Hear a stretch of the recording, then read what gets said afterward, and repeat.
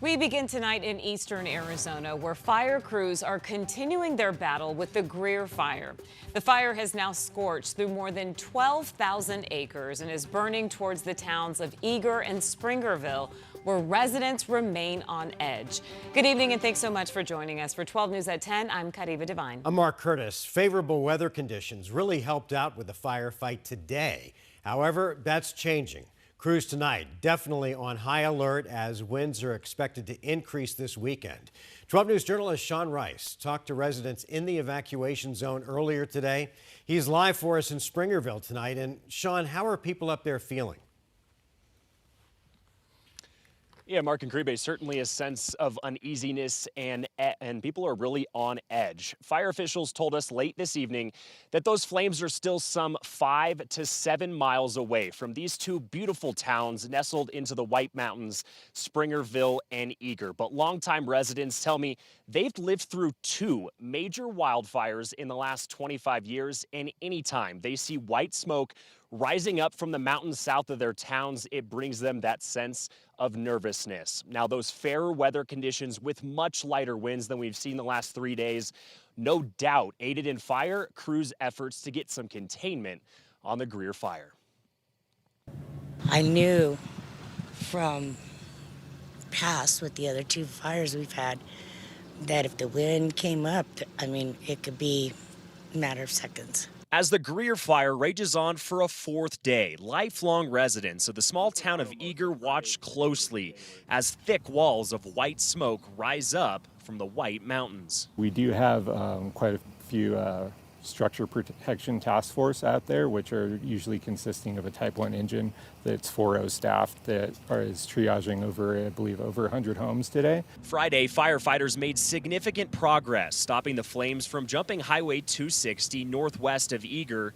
Now their focus turns to tying fire lines around Highway 261, which runs directly into the evacuated communities. Not again. Yeah, not again. Not again. It's happening again. I can't believe it. Chris and Timothy Earl vividly remember seeing smoke coming from the same direction 14 years ago when the Wallow Fire crept over the mountain range just south of their town. The fire crowned in the trees and spread very quickly in different areas. It was unnerving, to say the least. The winds heading into the weekend on the minds of fire crews. Those fairer conditions allowed for 7 helicopters and aircrafts to fight the fire from the air. The helicopters dropping buckets of water on those flames. But as the weekend nears, red flag windy conditions are expected to pick right back up, leaving residents in the fire's path hoping for the best. I'm just watching the smoke, and if they come over here and say go, I'm going. You have to. My life is worth more than my home.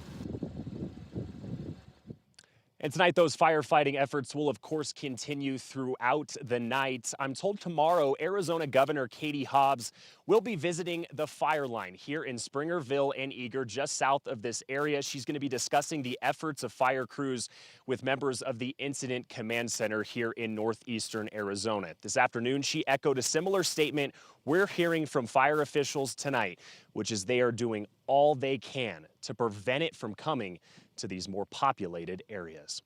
We're live in Springerville tonight. Sean Rice, 12 News. Sean, it's an important weekend and best of luck, and please stay safe to all of those first responders up there.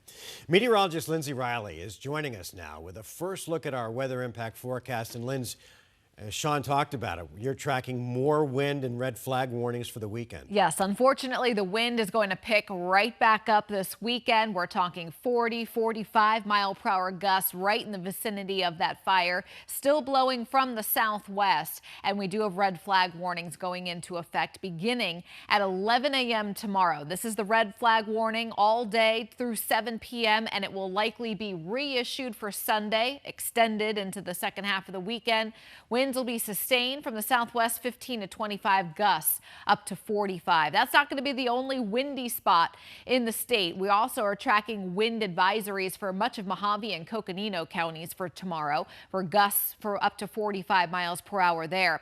Right now, just an 8-mile-an-hour breeze in the Greer vicinity, but by about 11 a.m. tomorrow, those winds are going to pick up. Still pretty light at about 9 a.m., but as you can see here, 20-mile-an-hour sustained wind at 11, and that will continue to pick up during the course of the day. Mark?